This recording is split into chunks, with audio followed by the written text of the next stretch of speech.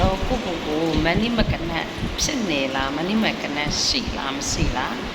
ဆန်းစစ်ချင်ဒီနီးလေးနဲ့ဆန်းစစ်ကြည့်ပါဘာပါလဲဆိုလို့ရှိရင်နံပါတ်1ကိုကဆိုင်တဲ့ဆိုင်ကိုဝင်လိုက်တယ်ဆိုပါဆိုကိုဆိုင်မဝင်ခင်မှာဒီဆိုင်မှာဈေးဝယ်မရှိဘူးဒါပေမဲ့ကိုရောက်သွားတဲ့အခါမှာနောက်ကဈေးဝယ်တွေဝင်လာဆိုကိုကမနီမကနက်ရှိနေတဲ့သူတယောက်ဖြစ်တယ်အဲ့ဒါနံပါတ်1အဲ့နီးလေးနဲ့ဆန်းတဲ့ပြီးလို့ရှိရင်နံပါတ်2ကကိုကသစ္စာဆိုကြည့်ဥပမာကိုက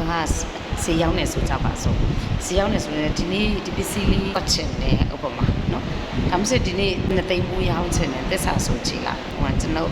စိတ်ကနေပေါ့ပြောကြည့်လိုက်ကြည့်ပြီးတော့ဒီနေ့နေမကုန်နေမဝင်ခင်မှာ2သိန်းဘူးရောင်းချင်တယ်လို့ကိုယ်စိတ်ကနေပြီးတော့ပြောကြည့်လိုက်စိတ်ကနေရွတ်ကြည့်လိုက်ဒီ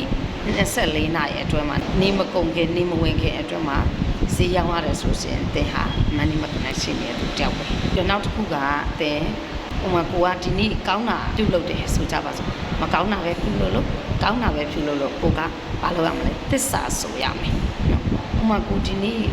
မြတ်စွာဘုရားပန်းကတ်တယ်ပေါ့ဆုံးကတ်တယ်ပေါ့နော်ဒါမှမဟုတ်ရှင်သူများတစ်ဖက်တောင်ဒုက္ခရအောင်6တွန်းလိုက်တယ်ပေါ့ဒါပေမဲ့ကိုလှုပ်လိုက်တဲ့အရာဒီမှန်ကန်တဲ့အရာဖြစ်ဖို့ကိုတကယ်လှုပ်လိုက်တာဖြစ်ဖို့အီမှန်ကန်တော့သစ္စာစကားကြောင့်ကျွန်တော်ဒီဥမာဘသူတူတယောက်ကိုဒုက္ခရအောင်လုပ်လိုက်ပါတယ်6တွန်းလိုက်ပါဥမာဆိုကြပါစို့သူနဲ့ဘသူနဲ့ရန်တိုက်ပေးလိုက်ပါအီမှန်ကန်တော့သစ္စာစကားကြောင့်ကျွန်တော်ဈေးရောင်းရဖျားစေနော်ဒါမှမဟုတ်ရင်ကောင်းတဲ့သစ္စာဆိုတာကကောင်းတာပဲဖြစ်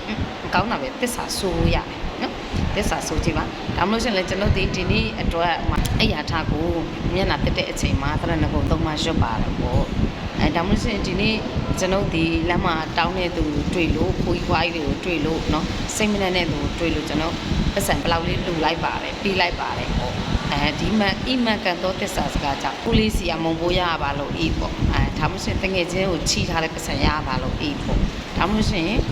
ကိုဈေးတွေ3သိန်းဘူး330ဘူး300ဘူးရောင်းရပါလို့ဤပေါ့အဲ့လိုမျိုးလေးသစ္စာဆိုကြည့်ပါ24နာရီအတွင်းသိန်းဘလောက်ကိုရောင်းရပါလို့ဤအဲ့လိုမျိုးလေးသစ္စာဆိုကြည့်အဲ့ဒီ24နာရီအတွင်းတင်သည်ဈေးရောင်းရတယ်ငွေဝင်နေဆိုရှင်တင်ဟာမနီမကနက်ဖြစ်နေပါတယ်လို့မနီမကနက်ရှိတဲ့သူတယောက်ပါမနီမကနက်ဆိုတာပါလဲဆိုရှင်ငွေဆွဲငင်နိုင်တဲ့သူပြောမလို့ရှင်ကိုစီကိုငွေကိုစီလာတဲ့သူပေါ့နော်မနီမကနက်ဆိုတာပါလဲလို့လဲချက်ကိုမိတဲ့သူရှိလို့ချက်ကဒီလိုမျိုးလေးလာပြောချင်းဖြစ်ပါတယ်အဲ့တော့တင်ဒီမနီမကနက်ဖြစ်နေတဲ့သူ home host လို့ရှင်အများကြီးမဟုတ်တော့မှဒီ3ချက်ကလေးနဲ့အသင်ကိုသင်ဆက်သက်ကြည့်လို့ရပါတယ်လို့ချက်ပြောပြစေအဲ့တော့ဒီဗီဒီယိုကသင်ကိုအကျိုးရှိရဆိုလို့ရှင်စာ like and share လေးလုပ်ပြီးတော့ဖို့တောင်းဆိုချင်ပါတယ်ခြားသူတွေကိုလည်း share ပြီးတော့ပါလို့ပြောချင်ပါတယ်နောက်ထပ်ဗီဒီယိုတွေကိုစောင့်မျှော်ကြည့်ဖို့အတွက်ချက်ကို follow လေးလုပ်ထားပေးပါချက်ဒီ YouTube မှာလည်း coach ဘဝင်ဆိုပြီးတော့တင်ထားပါပြီသွားပြီးတော့ကြည့်လို့ရပါတယ်ကျေးဇူးတင်ပါတယ် coach ဘဝ bye bye